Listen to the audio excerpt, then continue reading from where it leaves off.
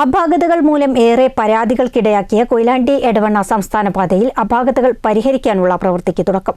CK Kasim MLAയുടെ ഇടപെടലിനെ തുടർന്ന് ജില്ലാ കളക്ടർ MS മാധവിക്കുട്ടിയുടെ നിർദ്ദേശപ്രകാരമാണ് കരാർ കമ്പനിയുടെ നേതൃത്വത്തിൽ പ്രവൃത്തി ആരംഭിച്ചത്. കിലോമീറ്ററിന് 4 കോടിയിലധികം രൂപ മുടക്കി പ്രവൃത്തി പൂർത്തീകരിച്ച സംസ്ഥാന പാതയിലെ അപാകതകൾക്കെതിരെ പ്രവൃത്തി തുടങ്ങിയ അന്നു മുതൽ പരാതികളും ഉയർന്നു തുടങ്ങിയിരുന്നു. കഴിഞ്ഞ ജൂണിൽ ജില്ലാ കളക്ടറുടെ ചേംബറിൽ MLAയുടെ സാന്നിധ്യത്തിൽ നടന്ന പൊതുമരാമത്ത് ഉദ്യോഗസ്ഥരുടെയും KSTP ജീവനക്കാരുടെയും കരാർ കമ്പനി പ്രതിനിധികളുടെയും യോഗത്തിൽ പ്രവൃത്തി ജൂൺ 30-നകം തീർക്കാൻ നിർദ്ദേശം നൽകിയിരുന്നു. എന്നാൽ ശക്തമായ മഴയെ തുടർന്ന് പ്രവൃത്തി തുടങ്ങാൻ സാധിച്ചിരുന്നില്ല. 3 ദിവസമായി ശക്തമായ വെയിൽ ലഭിച്ചു തുടങ്ങിയതോടെ പ്രവൃത്തി ആരംഭിക്കുകയായിരുന്നു. റോഡിലെ എല്ലാ മേജർ മൈനർ പ്രവൃത്തികളും ഓവുചാൽ സംബന്ധമായ പ്രവൃത്തികളുമടക്കം പൂർത്തീകരിക്കും.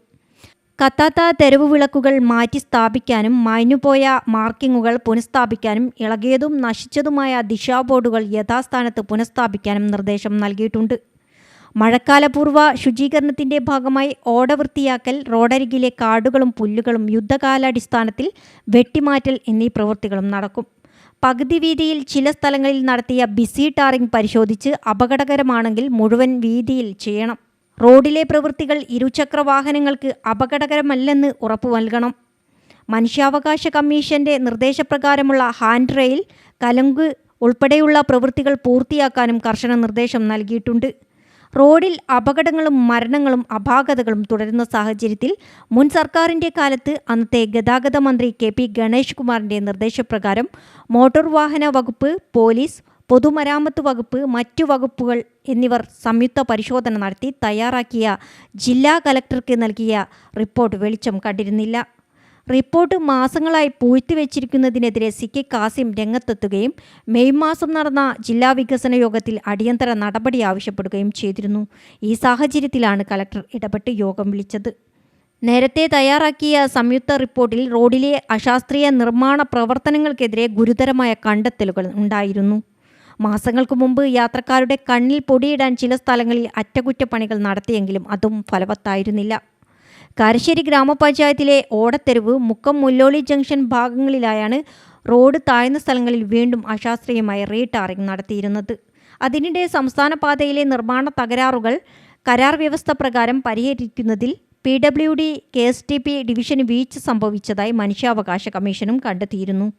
കരാർ കമ്പനിയുമായി ഒപ്പുവെച്ച കരാറിലെ വ്യവസ്ഥകൾ കൃത്യമായ പ്രാബല്യത്തിൽ കൊണ്ടുവന്ന് റോഡിലും അനുബന്ധ സൗകര്യങ്ങളിലും ഉണ്ടായിട്ടുള്ള എല്ലാ അപാകതകളും കരാറുകാരനിലൂടെ നിശ്ചിത സമയപരിധിക്കുള്ളിൽ പരിഹരിക്കാൻ നടപടിയെടുക്കണമെന്ന് കമ്മീഷൻ ആവശ്യപ്പെടുകയും നിർദ്ദേശങ്ങൾ കമ്പനി പാലിച്ചില്ലെങ്കിൽ കരാറിലെ പിഴ, ഡിഫോൾട്ട്, കരിമ്പട്ടികയിൽപ്പെടുത്തൽ തുടങ്ങിയ ശിക്ഷാ നടപടികൾ സ്വീകരിക്കണമെന്ന് മനുഷ്യാവകാശ കമ്മീഷൻ ജുഡീഷ്യൽ അംഗം K ബൈജുനാഥ് PWD ചീഫ് എഞ്ചിനീയർക്കും KSTP പ്രൊജക്ട് ഡയറക്ടർക്കും കർശന നിർദ്ദേശം നൽകിയിരുന്നു.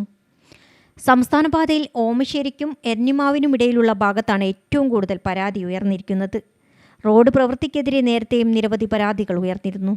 അശാസ്ത്രീയമായ ഡ്രൈനേജ് നിർമ്മാണം, പ്രവൃത്തിയുടെ ഗുണനിലവാരക്കുറവ്, പൊതുമരാമത്ത് സ്ഥലം സ്വകാര്യ വ്യക്തികൾക്ക് വിട്ടുകൊടുത്ത് അതിരിൽ നിന്ന് 1 മീറ്റർ വരെ ഉള്ളിലേക്ക് നീക്കിയുള്ള റോഡ് നിർമ്മാണം, ഇതുമൂലമുള്ള റോഡിൻ്റെ വീതി കുറവ്, അശാസ്ത്രീയമായി റോഡ് ഉയർത്തിയ സ്ഥലങ്ങളിലെ വെള്ളക്കെട്ട്, ഗുണനിലവാരമില്ലാത്ത നിർമ്മാണ സാമഗ്രികൾ ഉപയോഗിച്ചുള്ള റോഡ് നിർമ്മാണം, കോൺക്രീറ്റ് സ്ലാബുകളുടെ ഉറപ്പുകുറവും പൊട്ടലും ഉൾപ്പെടെയുള്ള പരാതികളും നേരത്തെ ഉയർന്നു വന്നതാണ്. റീബിൽഡ് കേരള പദ്ധതിയിൽ ഉൾപ്പെടുത്തി 222 കോടി രൂപ ചെലവിലാണ് റോഡ് നവീകരണം പൂർത്തിയാക്കിയത്. ഏതായാലും മാസങ്ങളായി ജനങ്ങളും യാത്രക്കാരും അനുഭവിക്കുന്ന പ്രശ്നത്തിന് CK കാസിം MLAയുടെ ഇടപെടലിൽ പരിഹാരമാവുമെന്ന ആശ്വാസത്തിലാണ് നാട്ടുകാർ. News bureau, Mukkam.